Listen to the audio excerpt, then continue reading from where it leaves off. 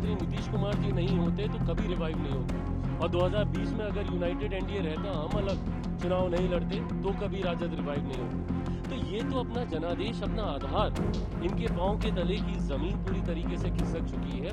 उस पे निराशा इनके पार्टी के विधायक, नेता, कार्यकर्ताओं को है इनके मौन रहने से।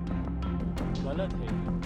लंबे समय तक सत्र चलता है, आप नेता प्रतिपक्ष हैं, आप कोई एक सामान्य विधायक नहीं है, पद पर। जब सत्र चलता है आप सत्र में नहीं रहते। इतना लंबे समय हो गया परिणाम आए को, अभी तक आपने उसको लेकर अपने कार्यकर्ताओं को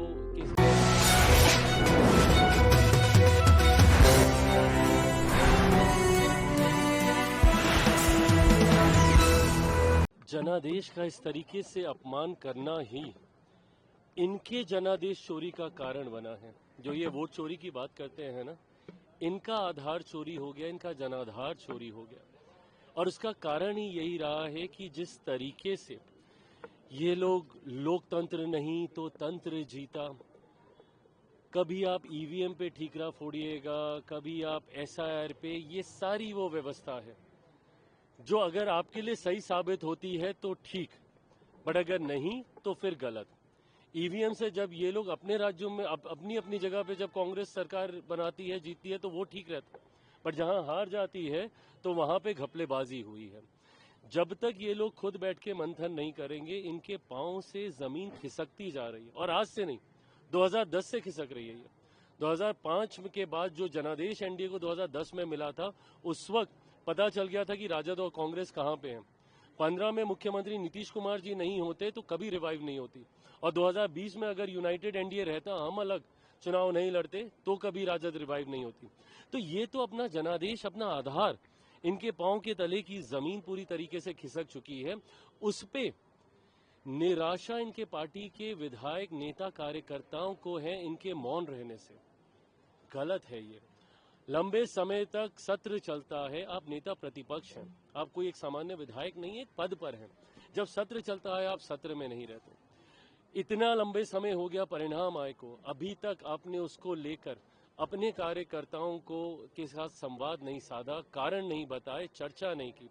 ये मंथन नहीं करेंगे तो आज ये लोग बड़ी मुश्किल से डबल डिजिट में पहुंचे हैं।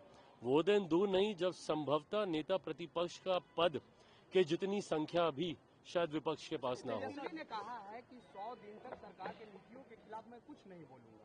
मत बोलिए भाई, मत बोलिए। आपके पास कुछ होगा बोलने के लिए तब तो आप बोलिएगा ना। क्या बोलिएगा बताएं? पहले तो इनको खुद ही अपनी हार पे बोलना चाहिए कि क्यों जनता ने इनको इतनी बुरी तरीके से नकार दिया, उस पर इनको जवाब देना चाहिए। 18 तारीख को तो ये मुख्यमंत्री पद की शपथ ले रहे थे ना। ये अहंकार, यही कार्यशैली करने का तरीका, संवादहीनता कारण रहा है इस तरीके के परिणामों का।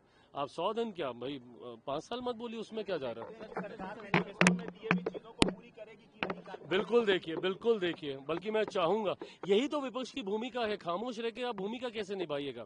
सवाल कीजिए हमसे। लोकतंत्र की खूबसूरती यही है, और हम लोग जवाब देने के लिए तैयार हैं। आज भी जब मैं जीराम जी पे मैं बोल रहा था, मैंने यही कहा कि आप मुझसे मेरिट पे सवाल कीजिए ना, इस विधेयक के मेरिट पे चर्चा कीजिए। आप सिर्फ नामकरण को लेकर भ्रमित कर रहे हैं, आप मेरिट्स पे डिस्कस कीजिए। मैनिफेस्टो में जितनी बातें हमने लिखी हैं, समय समय पर कीजिए हमसे सवाल, आपके सवालों का जवाब दे